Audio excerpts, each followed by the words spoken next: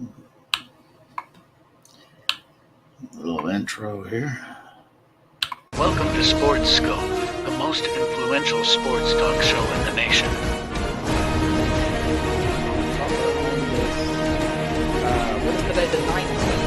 Stay tuned for updates and great sports content. Hello, everybody. Welcome to Sports Scope. I'm your host, Robert Butler. Got Carlos Bad New Yorker Chavez backstage. Going to go over last week's game and talk about the new coaching hires in the NFL and more. Stand by. We'll go ahead and take our first and only break, and we'll hit the ground running here on Sports Scope. Hello, Sports Scope followers. The program has seen tremendous growth since going 5 days a week. I just wanted to thank everybody for your cash contributions and sharing the program with friends and families. Just a reminder, if you want to contribute to the program, go to the Cash App, the cash sign, and Sports Scope. There are other ways to contribute to the program listed at the bottom of the screen. If you want to advertise on the program, go to sports, that is sports with an S, another S, scope, SKOPE, at gmail.com, just like it's listed at the bottom of the screen. Thank you and enjoy the program. All righty then. Hey, Carlos, how you doing, man? Yo. Happy Friday, everybody. Happy Friday there, Chief. I'm not sure where to start at. There was a lot of great games on last weekend. Definitely want to go back over them with you. But first, you know what? Let's start with these coaching hires. The latest one, obviously, Dan Quinn with the Washington Commanders. A lot of people thought it was going to be Ben Johnson. It seemed like a lock. Ron Rivera, defensive background coach. Ben Johnson, there was a lot of speculation that maybe he was asking too much money. That report's been kind of, we're not really sure. I think maybe because of his age, doesn't seem like he's very, what do you want to call it, vocal, and he's more of a coordinator material. Could be a big blessing in disguise that he didn't do it. But then again, he's with a good situation. Maybe he wants the perfect job for when he comes available. What's your thoughts on him not taking this job, which seems like a really good setup? He got the number 2 pick, and he got over $83 million in cap room, the most in the NFL for the Commanders. I mean, they were courting him fairly strong. This is his first time as well, right? It's the first time that he was going on and doing all these interviews. He was, Yeah. Well, he was courted last year at this time, too. He interviewed for Carolina. Yeah. So, I mean, not as much as this year, though. He's really right, this year was sought after this year. I'm not in a position to say what these guys are doing, but what's been highly talked about is probably a combination of everything that you mentioned opening, the show. And, you can't be one of those guys and think that because you're a fresh new coach and you're coming off a winning season as a coordinator that they're going to give you the sky, the stars and everything else that comes with that, because you got to kind of earn it. You got to grind it out and make do. And that's a tough situation in Washington because that's a great ownership group, and if they're offering you something, so you do like this Josh Harris. You think he's good. He owns the Devils and obviously the 76ers out of Philly. You think it's a good group? It's a good group. In basketball they're hurting a little bit, but how I feel about the 76ers. Yeah. But Magic Johnson's on this group, and you still have championship minded people that understand sports, and that's important. And they allow the people within that sport to who have the know-how to manage situations. And I think that what Johnson did was just kind of, he's betting on himself and hoping that the Detroit Tigers return to a playoff Lions. I'm sorry. What I say? The Tigers. You want baseball season to hurry up and get here now. I'm sorry. I the Lions and and I don't think that's gonna happen. But that's him. He made a choice. He's a big grown man. He ain't a kid anymore. And if maybe he's hoping that what Keith earlier he said is maybe he's hoping for this guy to lose all his beans up there and replace the coach. But if that happens, I'm not sure if the ownership would put him at first in the first lead. So, yeah. But we'll see. It's the NFL. It's been a crazy carousel of coaches being hired. Yeah. What do you think about that? Them going defensive like that with Dan Quinn like that? Yeah, I mean, a lot of people already rating that as a terrible pick for the. Yeah, I was one of those. Look, maybe it's what he can bring to the table as far as bringing in some other coaching staff. Yeah, from Dallas. Also, coaching staff that's around the league that he's coached with in the past.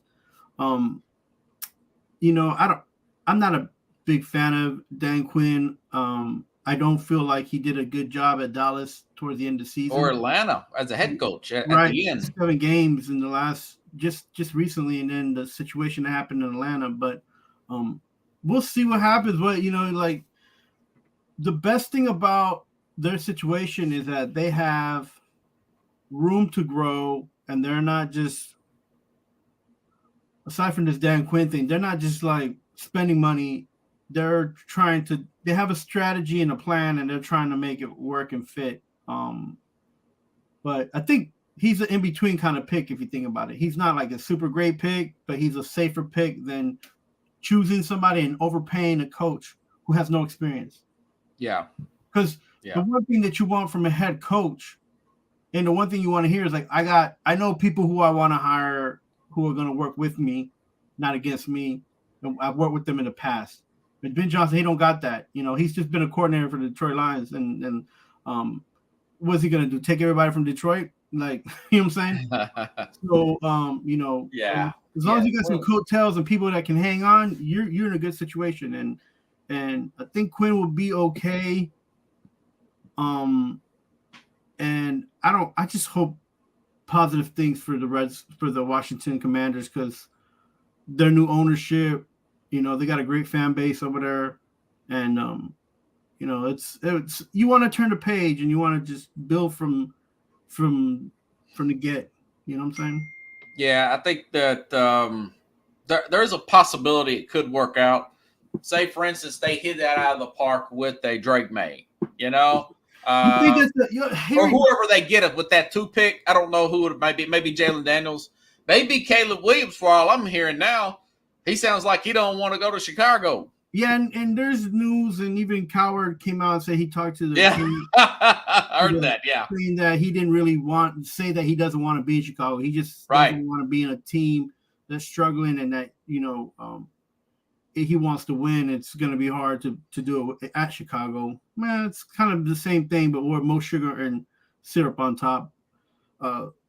Listen, if you pull off Eli Manning, right?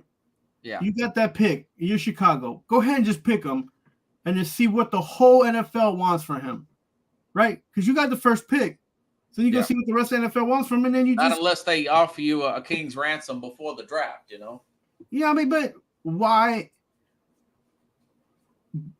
Just hold on to that nugget, and then make sure you go to the right guy, right? Well, that's what he's gonna do. That's what he did last year.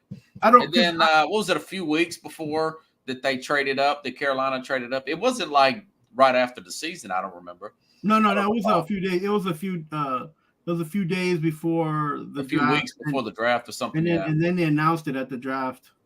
Yeah. The beginning of the draft. But there's a lot of stuff going on that's gonna affect Washington and how they grow. And I don't think the draft is gonna be the major proponent for them. I think right now it's gonna be who their coaching staff is. Yeah. And what they can do. Sam Howell's the quarterback right now. And I think if you don't look at it that way, then you're already in the negative. And this very well could be a situation where, like Houston, we thought Houston was going to be a disaster. I did. And DeMeco Ryans turned out to be a good coach, and he got the right quarterback. Even though he's a defensive-minded coach, he had a good staff around him, like you just said. Maybe he could get a good staff around him, and this thing could work out in Washington. But I think the key factor is Bieniemy. What is Bieniemy going to do? Where is he going to go? Maybe he can work out something to stay with Quinn. You know. We'll see. Yeah. You know, I'm starting to believe, like Jason Whitlock and people say, Bieniemy simply is probably just not a good interview. I know the stuff with Colorado still may be haunting. You know, that stuff gets more play if you get hired as a head coach, but maybe he's it because these young guys are getting hired like crazy.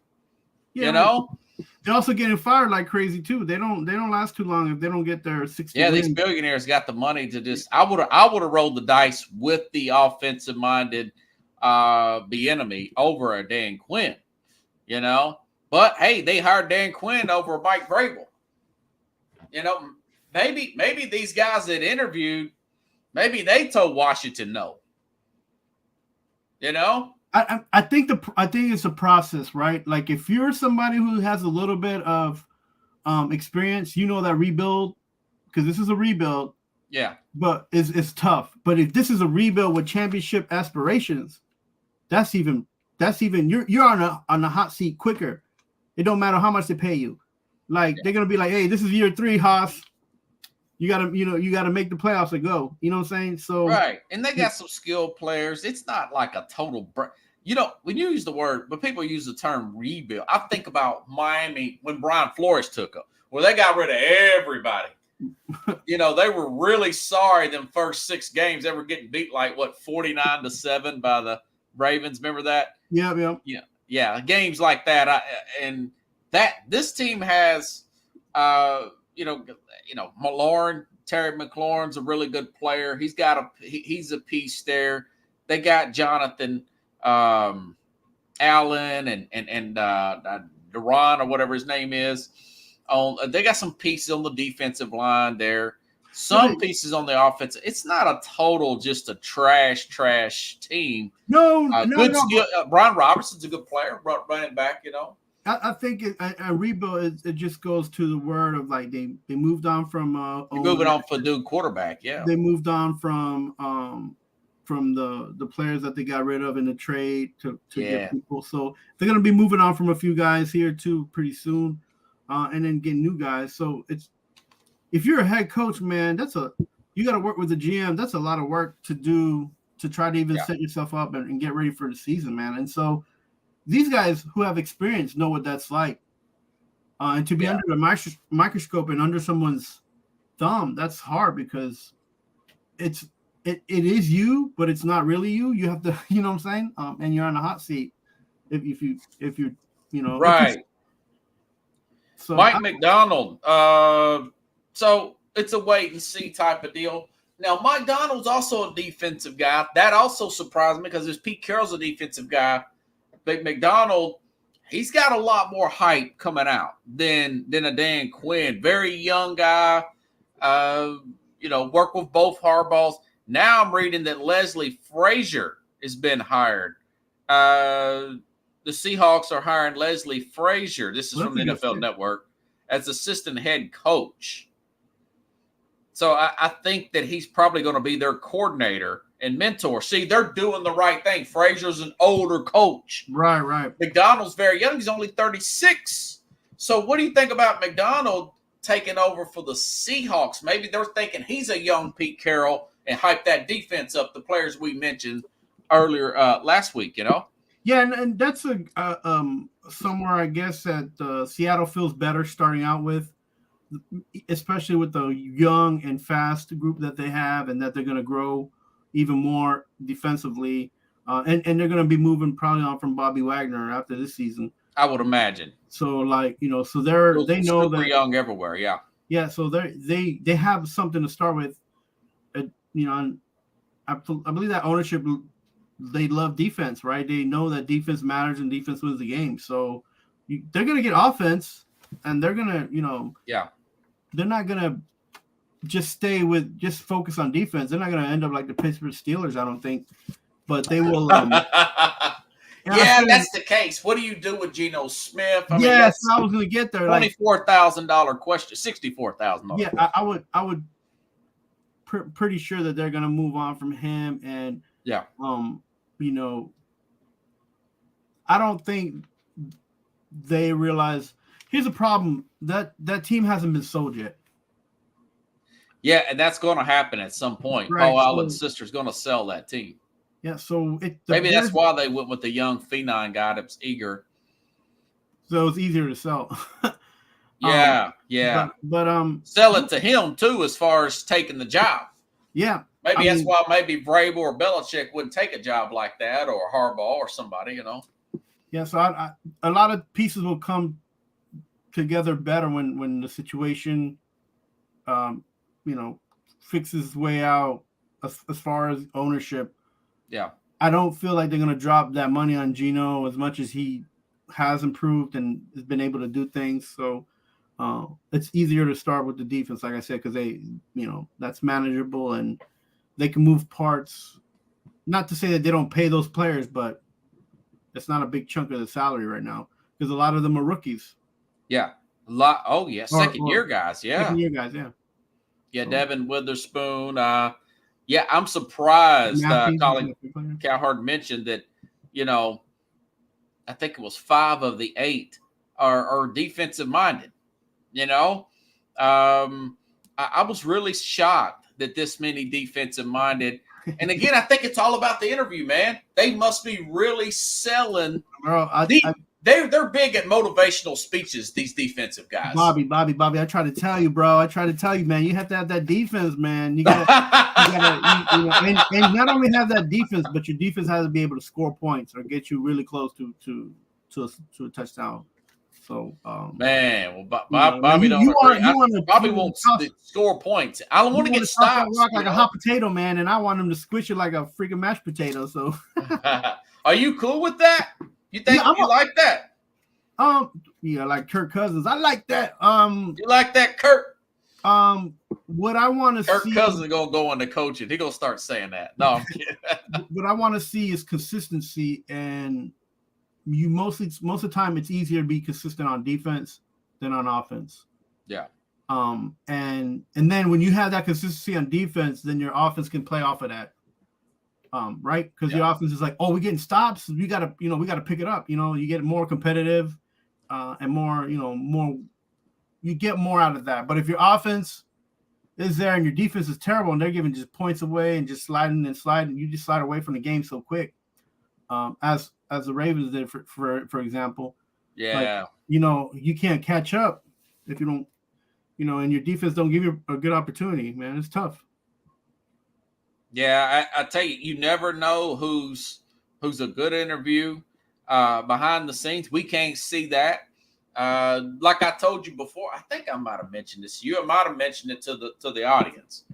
Is McDonald was very young. He's 36 years old. Mike Tomlin was 34. He must have killed it in the interview process. They had guys 15, 20 years older than him interviewing for that Steelers job because everybody knows Chuck Noll, Bill Cowher, that's it.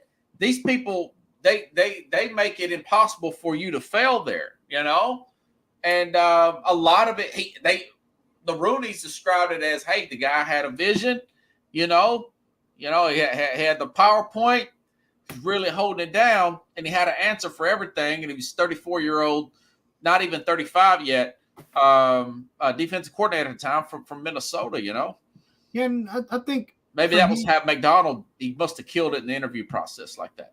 Yeah, and I think for people like that, who are visionaries, who are mature, who understand the game on both sides of the field, they put that aura out like, if you pick me, man, you ain't gonna have any problems. Like, and if we lose, we'll win two games, like things like that, and I don't, to be honest with you, and I said this earlier today too. It's like, I think just the y'all had a good back and forth today. I was listening to it while I was working as much as I could. Yeah, I think the business owners. Fangle, are you serious?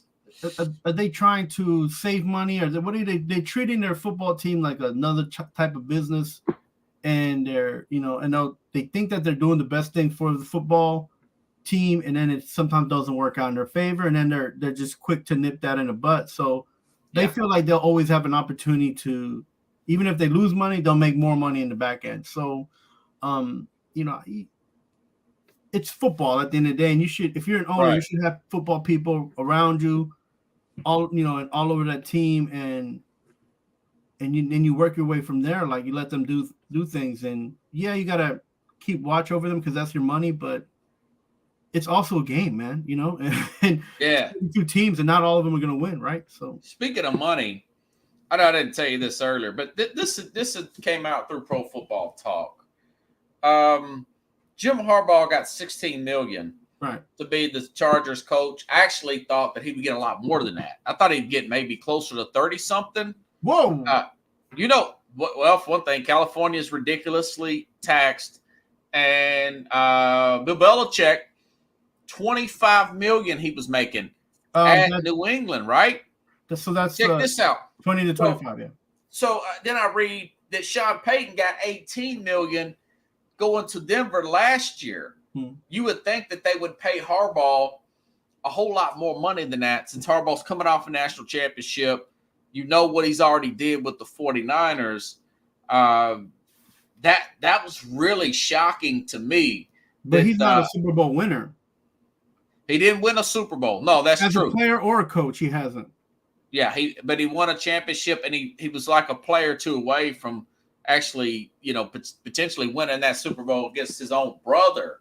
I think that college has gotten so irritable for these coaches, even with him winning. I mean, he's been suspended for 6 games, but this NIL stuff and this trend, there's really a problem, man. I mean, they're running from college like it's on fire. Like the whole college. Like if you've got a job as a head coach in college football, you're gonna catch on fire. You got to stop, drop, and roll or something. Well, the problem. Nick Saban, look at Saban, dude. I mean, I think he could have coached 4 or 5 more years, though. Yeah, and the thing is that now everybody has the same power or even more power than Saban, or any other ton of money, or because money talks and people walk. Yeah, and the problem is that Saban can't. Whatever he's offering isn't as sweet as a chocolate, on the other side of the state. Yeah. So who you essentially competing with yourself, because then you say, well, I got this much money and I can't get 4-star players. I'm down to 3-star, 2-star players, and they're not going to win me a championship, right? And so I'm sure that it was very different for him to have to outcoach like all these players to get to that position they were at and still not win. Yeah. Right? Because they got to they're trying to keep the players.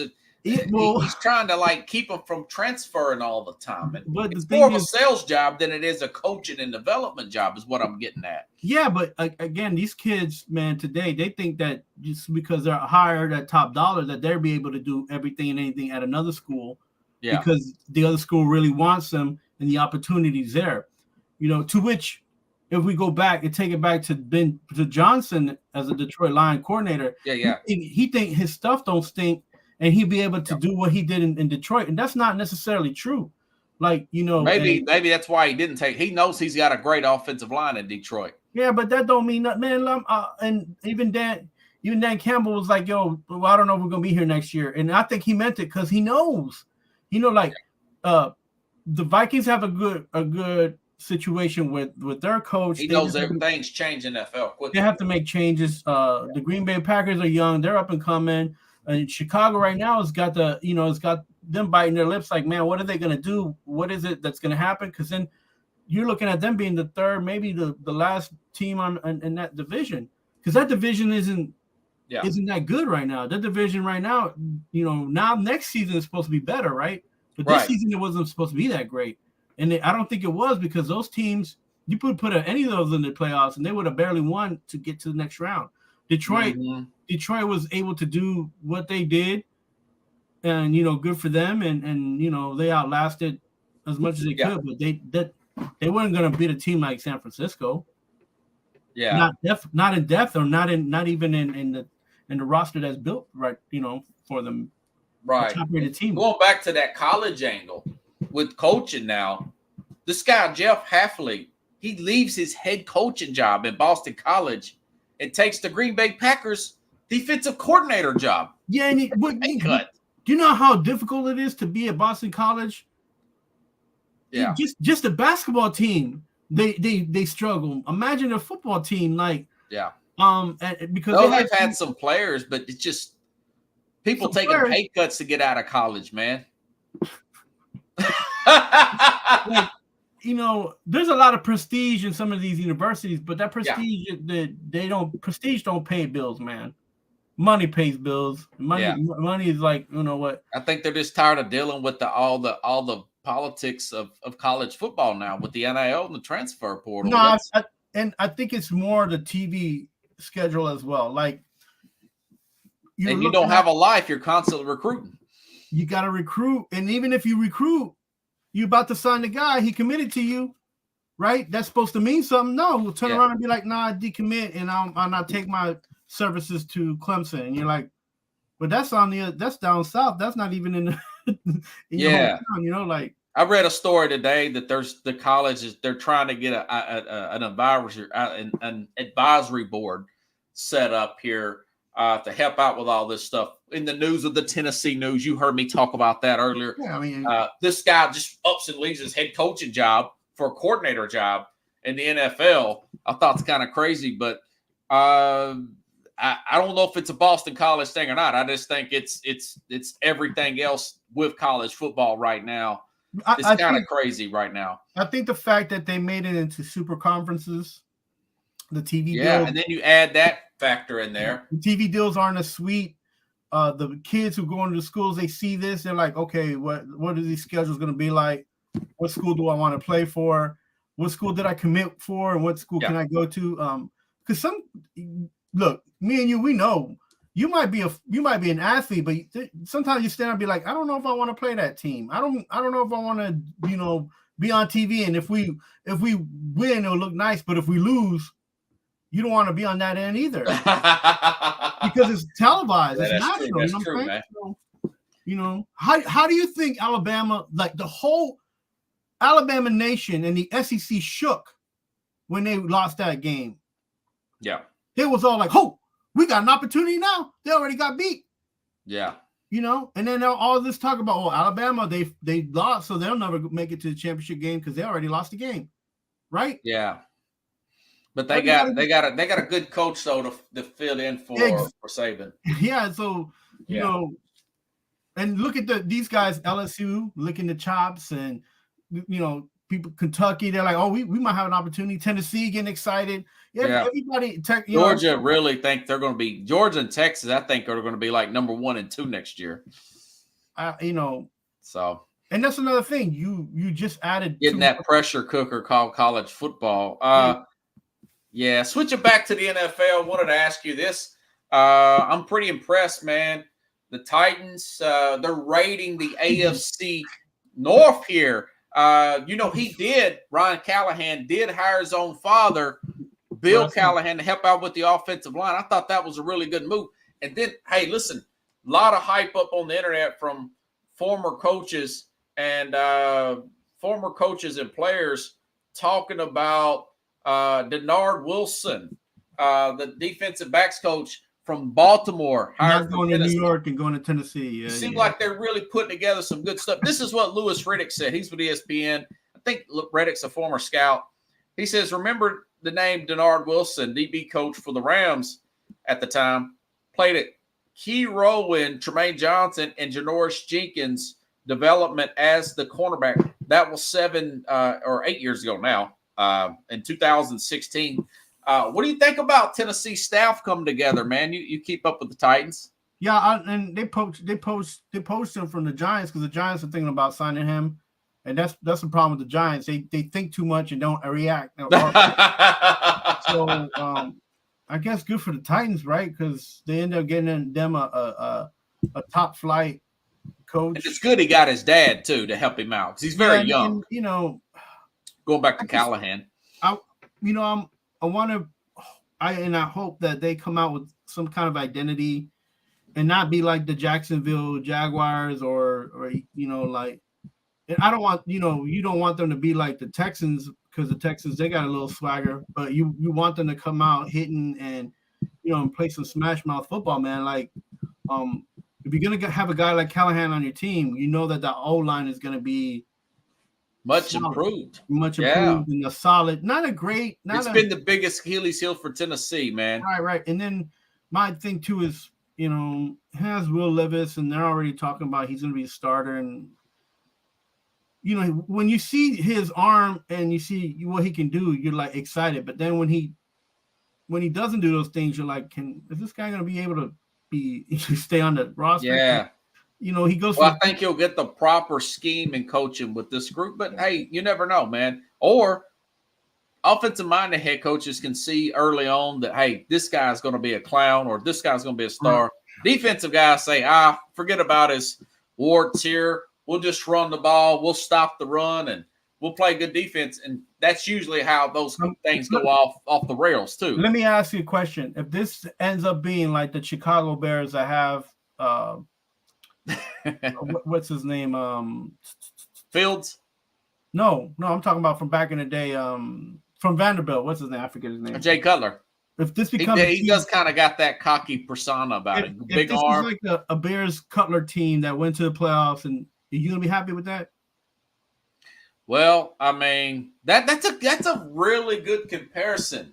It is. Very good arm, kind of standoffish, very cocky. He's a bit of a academic. I think his parents went to Yale or something, even though he went to Kentucky. I think he transferred from where did he transfer from? Was it West Virginia or something like that? Yeah, one of those schools up there, Will Levis. So he's kind of moved around. It might have been Pittsburgh. Or Penn State. One of those schools in that same area. So but that being said, a good offensive-minded head coach, they'll be able to see that and make a move and let Ryan Carthon know that, hey, look, man, this guy ain't got it. I think by next Thanksgiving, give or take a few games, I think we'll know if they feel like they can win with Will Levis. Right, but that coaching staff was pretty stout in Chicago. Would you be okay if the Titans just kind of make the playoffs? Is that what you want? Making the playoffs in this division the way it's hyped up now, that would be a big jump because they have been retooling their offensive line. They've retooled some defensive guys they've let go.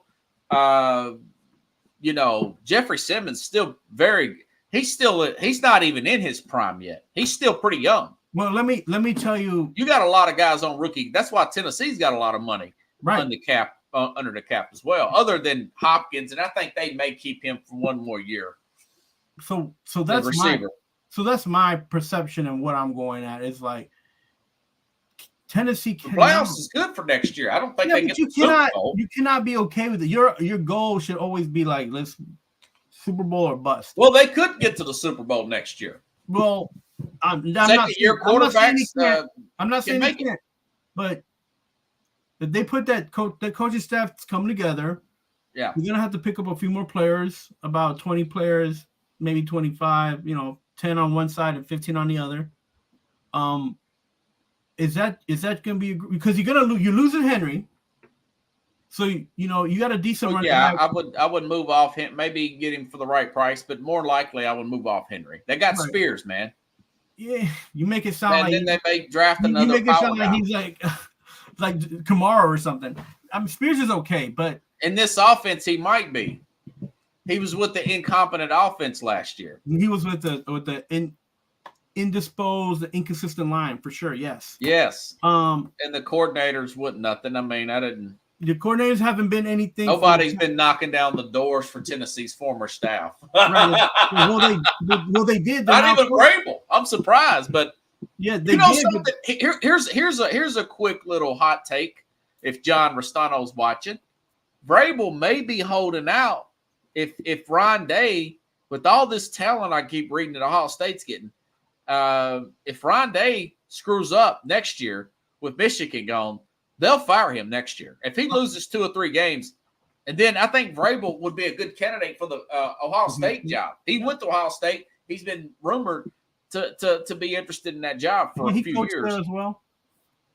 He coached there already he was on the staff on Ohio State staff a few years. Yeah, I think he worked there for a year or so, didn't he? Yeah, so I mean, anything is possible right now, but I want from as you look, asking you as a Titan fan, you're okay with just getting to the playoffs? Well, it's a step in the right direction, you know. I mean, it depends on how they play in the playoffs. I mean, if they barely get in and they look dreadful, if they look like the Steelers did last year, right, they're not a good play. But what if they look like the Lions? What if they look like the Green Bay Packers? The Green Bay Packers ain't in the Super Bowl. That's what I'm saying. Hey, you never know, man. What I'm saying to you is that nobody thought the Titans would get the Super Bowl in '99, but it did happen. Yeah, I mean, but think about Detroit. They were 17 points up at one point, and could have been up 17 points again if this guy wasn't so reckless. Listen, and there's talk about this and that and recklessness. They didn't score. No, they didn't make the playoffs last year, Detroit. They didn't score a point in the third quarter. So okay. What I'm saying to you is like this is why I didn't like the Giants picking up the Buffalo Bills management and coaching staff. It's because they didn't do nothing. You saying you took these coaches from and you put them down on your staff, but you took a coaching staff that is not a championship caliber coaching staff. Gotcha. Because Callahan didn't win with the Bengals. They didn't win a Super Bowl. Yeah. His father went to the Super Bowl. You can't get everybody from there. Everybody's plucking away. Right, but this guy's got a good staff. My first reaction when I read this, he's got a good staff behind him. I got good vibrations about this. Yeah, my question. I would have been really disappointed if they would have hired Dan Quinn. Oh no. You see the opposite. Yeah, no. Yeah. Yes. Hey, let's get to the games, man. I don't want to go over today. Okay, give your thoughts. Start with Baltimore. I thought that was a better game. People may disagree with me. That Baltimore-Kansas City game, even though it wasn't a lot of scoring, a lot of strategy in that game. Those are the 2 best teams, I think. What you think? Remember what we talked about last week? They had to play the perfect game, and they almost did.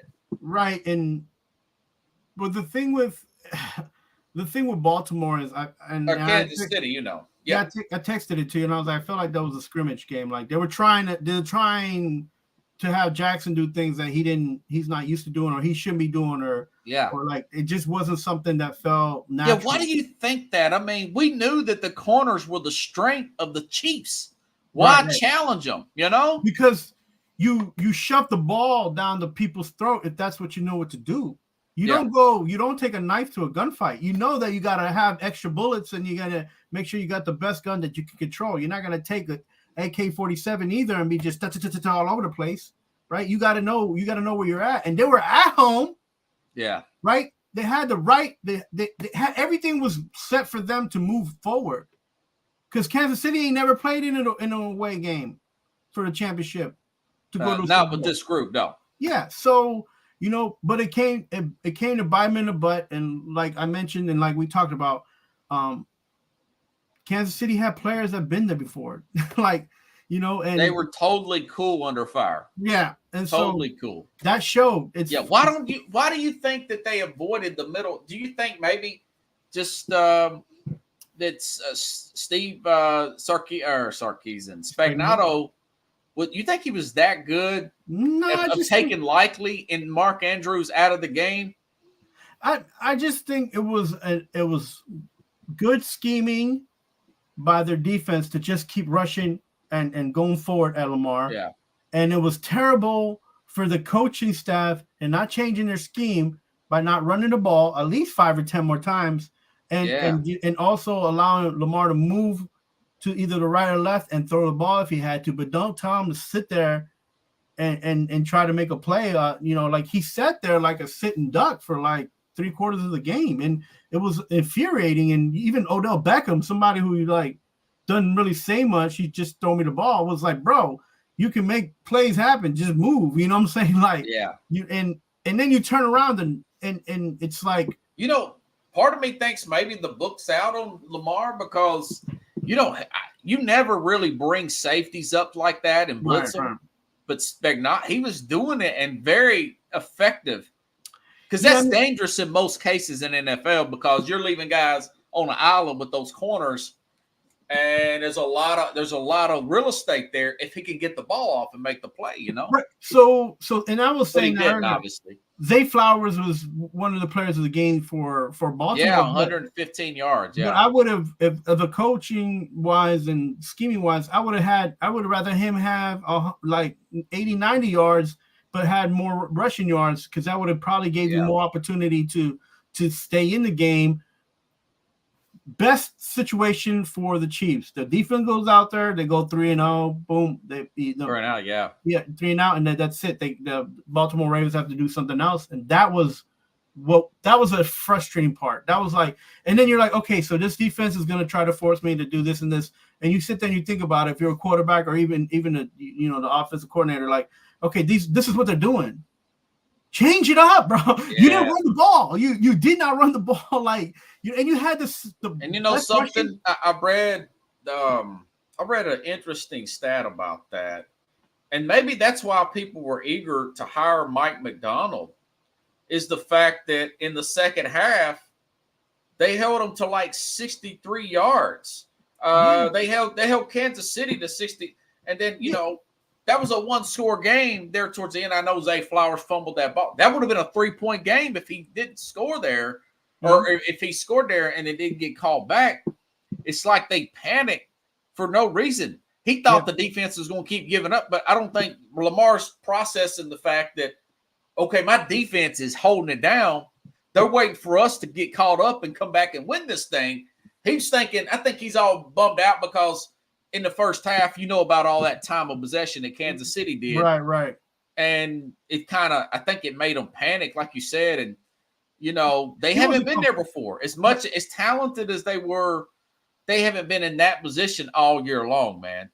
And especially in the postseason where it's a little quicker, Right. And I think that's something that he got called out for, but that's something you got to lose to learn how to win. Michael Jordan, so I don't. That's why I'm not ready to write them off, man. Yeah, no, I think they'll be okay. Yeah, they got too many good players that are under contract. That Baltimore defense did their job, so nobody can be in Baltimore. They were money in that second half, yeah, and statistically, like. They did exactly what they did in almost every game. And analytics wise, the only problem was that the offense didn't score this in this particular game. Right. So, but I because it didn't seem like the Ravens that you watched all season. It just seemed like a different situation. That's why I didn't like this. This game was off-putting. I'm like, and it's not that I want to see a million touchdowns be thrown and scored. Right. The thing is, competitive. It just felt that like the only team that was pressing on to try to get going was Kansas City. Even as good as the Ravens defense was playing. Right. Yeah. How impressed were you with Mahomes? He didn't have an incompletion in the first quarter. I thought that it was elite focus. I mean, it was one of his best performances of his career because of the situation and how good that Baltimore defense had been playing, and as hard as it is to execute with them with injuries on their offensive line. Yeah, and I give credit. Yeah, I like what Mahomes does because his composure was cool. He wasn't very cool, frustrated. Yeah. But what I like was the supporting cast around him. They stepped up their game. Everybody elevated. And Pacheco. Because your quarterback's cool. And you're cool, then you can get things done. Pacheco did all right in the first half. Ajurzik, he did okay as a fullback. George Kittle's playing well. And I always say if George Kittle has a good game, it was 2 comeback. Yeah, it was 2 teams that you're really more likely helped the the Chiefs are going to win that game because he blocks from he blocks I'm sorry, not I'm talking about the 49ers, but Kelsey, like he did his job, and then NKS and all those guys were doing. Oh, MVS, yeah. MVS was doing. Like, all those guys were doing their job. And Rice and everybody. And then, and even if it was one mistake, it wasn't 3 and out. You know what I'm saying? It was a small mistake of a penalty or so. Then they got back out. Then they got back in, and they stayed away from being 3 and out as much as possible. And like you said, it was almost a perfect game for Kansas City and for their situation, man. Yeah, I can't believe they were focused and locked in that much. Only issue I would have had now, if I'm the league, I said this on the other day, I would test Kels though. Drug test Kels. You get 100-something yards against that defense before the playoffs started. You're 3 catches, 16 yards, and against Cincinnati. Well, if he ain't got nothing to hide, he takes the. CeeDee Lamb was drug tested this year. Yeah, I heard that. These are young players. So being an older player and you do that, it's really kind of a red flag. He's on that TS, man. Taylor Swift. I got that TS magic. That's a good one, man. I'll save that and clip it perhaps if I'm in a pretty good mood that day. Okay, let's go to the other one. Let's hear it. Detroit. San Francisco, I got to ask you your thoughts on Dan Campbell. I think it was reckless. As Dennis Green says, they are who they are. You want to crown? No, that's funny, man. I said it from the get. Detroit's always been inconsistent, and that has to do with the coaching staff, and the coach call also. But you can't sit there and be upset. This Detroit team didn't really do anything in the second half. Like, where was Gibbs? Like, all of their stars, aside from Goff, who I don't think is a great player. He's a good player, player. Okay. They didn't do anything. They were on the field and then they got off the field. They were on. It's almost like the whole thing that happened in Baltimore. They just got on the field and then 3 and out. And okay, we'll go out and because we already. What's your take on not taking it? It's 2 minutes left in the third quarter. You hit that field goal, you're up 17. Yeah, but people keep saying, coming back to that. Look, you can't tell me. Okay, are you okay with it or not? It's a choice he made. I don't care for any of those teams. I'm just saying. No, I'm just saying, if you're Dan Campbell, do you go ahead and go for it? The team wasn't doing that bad in the first half. Okay, right. So you probably would have went for it. I would. I don't think that call is so much worse than the fact that a wide receiver dropped the ball 3 times, or the fact that who was that? Reynolds, I think. Josh Reynolds. Yeah, and then the fact that you could tell they hadn't been there. Yeah, exactly. And then you have a running back. You didn't 49ers have been to 3 straight of these things, and you didn't give your running back any opportunities. He had 1,000-yard rusher this year, one of the best rookies of the league, and you didn't give him the ball enough. Gibbs or Montgomery. Gibbs, and then Gibbs, and then you're out here like you didn't use any of your tools after the first half. Like you was just on the field, like okay, like a pedestrian. Like come on, man, that was. And everybody talks about Goff had a good game. Well, you know what? If you compare the completions to Purdy and Goff had less complete. Took him more times to get almost just as much as what it took Purdy to get. Purdy had his completion ratio was a lot better than Goff, and it was more like to the point, and they had positive yards. Goff had completions, a touchdown, maybe 1 touchdown. And I thought Goff had a pick, but he didn't. No, he didn't have a pick. Their big turnover was that Gibbs fumble. Yeah, and then they quit giving it to him. So it's like. Another rookie, just like Zay Flowers. It just goes to show you the experienced teams didn't panic, man. Right. Even being down 17, did you think I thought the 49ers would probably come back, even when they were down 17. I thought they're going to stay with Christian McCaffrey, Right. and they're gonna kind of chip away here, and that's sure enough, that's what they did. Yeah, and I would like when I mentioned before and mix the names up, but Zurzik and Kittle, like they stepped up the game. Everybody came up and was a part of that. It wasn't just McCaffrey and like it wasn't just the main people. Like when everybody steps up because everybody knows that this means something. Yeah. It's better for the offense because it's not just Purdy out there alone. And Purdy, he saw and made plays with his legs, and it was incredible to watch because you're looking at this guy like, what the heck's going on? Like he's doing his thing. He's giving your team positive yards and keeping you away from turnover the ball on downs. And I mentioned earlier today with the show, like he kind of looked like, Steve Young out there was just running around. Yeah, he had 48 yards rushing. He just realized, hey, look, I can't make every big throw, and they're falling back into coverage so far. A lot farther. He's going to have to do that to win this Super Bowl. And you know what? Yeah, 48 yards rushing. I mean, I was very impressed with Brock Purdy's rushing ability. Yeah, and I tell you what, and that positive yardage is a positive outlook, is a positive emotional feeling, and it keeps you going. And not for nothing, but Detroit, they went to double up on their they were like, okay, we don't have the best secondary. Everybody knows that. That's our that's our clink in our armor.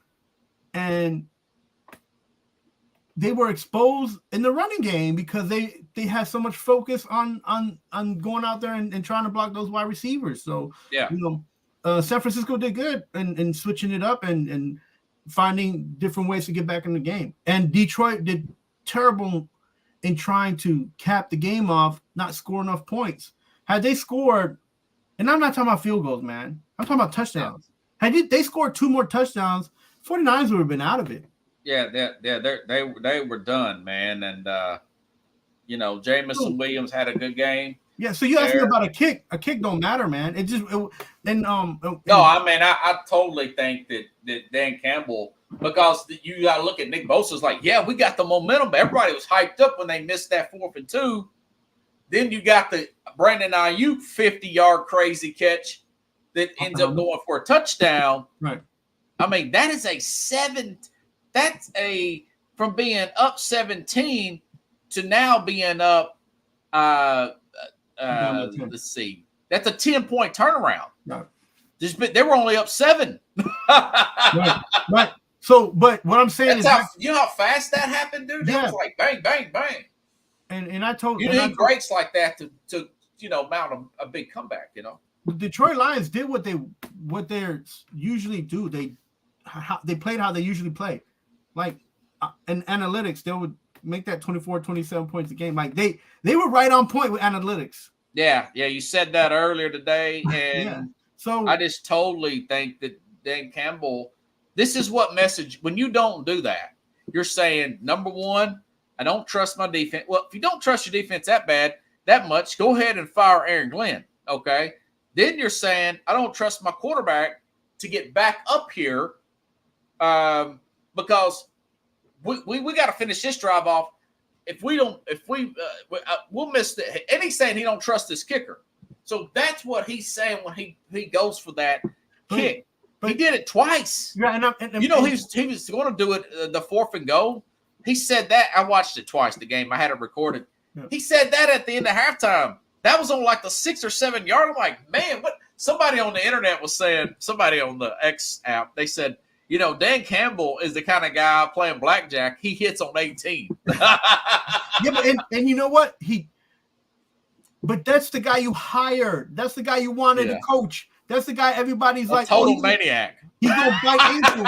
He's gonna and then he exudes that too. Like I mentioned this earlier, he exudes that energy to his players, and he's telling his players, y'all got to max out on the field.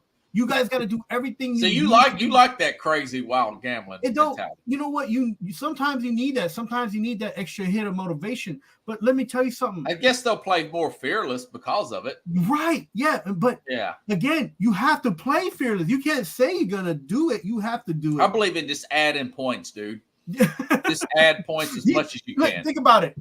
How much different would this game would have been had if Goff was more of a running quarterback? Yeah, that's true. He could have ran for that first down.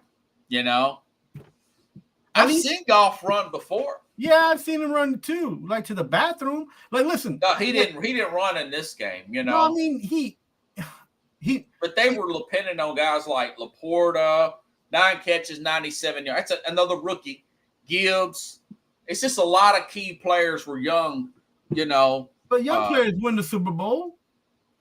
I'm surprised they got this far. I thought they would probably get put out in the division round. Actually, I thought that the Rams were a bad matchup for them, but that wasn't it, man. That was not it. It's what Detroit usually does.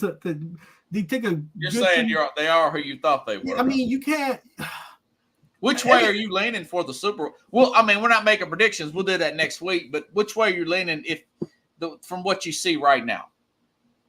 I think it's gonna be a field goal difference. They might go to overtime. I think they're evenly matched. And I think that they're both gonna be kind of trying to recuperate some of their players that are been hurt and they're coming back. So I think it's gonna be an evenly matched, and I think it's gonna be low scoring too. Like if this Detroit and if this Kansas City and Baltimore game was low scoring, this game ain't going to be too much high. It's in an indoor fast track facility. Yeah. If Kyle Shanahan's smart, like I think he is, then I was looking at a box score, and I'll talk about this again next week, that Russell Wilson and Denver, when they beat the Chiefs, they had 40 rushing attempts between Russell Wilson himself and those 3 running backs. This will be a lot of Deebo Samuel. This will be a lot of Christian McCaffrey. And now the other element, this will be a lot of Brock Purdy running. Yeah. If he chooses to do it this game, he turned it up. If they try to just outsling these guys, they're going to get beat. Kansas City will beat them. Yeah. If they play wide open. So, okay, you're on Are You Serious? 9 a.m. Eastern on Friday morning, right? That's right, every Friday. And then on Wednesday nights on the NFC East Roundup with Alan Perez. Okay. Now, what channel was that on as far as YouTube? That's on the Northeastern. That's on the LTS. LTS. Oh, yeah, LTS still doing it. Nice. Yeah. So Finger Red #1. Oh, yeah. I like the little thing, and the Chad must be hyped up. Yeah, both of them are #1s, Ring of Red. Okay, and then of course you're here on with me on Fridays. I got a great show next week, man. I hope to see you Friday to break this Super Bowl down. I got Sanja Pearson coming on from the Mac and Jack show on Wednesday or Thursday, and then of course I got Jeff Jefferson coming on too. So, and I got this is like a shout out to Jeff Cole. Let's see if he can make the defensive coordinator. Jeff Cole, make it happen. Bring Jeff Cole back. Bring Tupac back. I want to see Jeff Cole and my man Norton double up. Ken Norton Jr. Yeah, man, you trying to take us back to '94? Yo, man, bring it back. '93. All right. Thank you, Chad. Thank you, Carlos. Have a good night, everybody. We'll see you next week. Same taste, same time here on Sports Scope.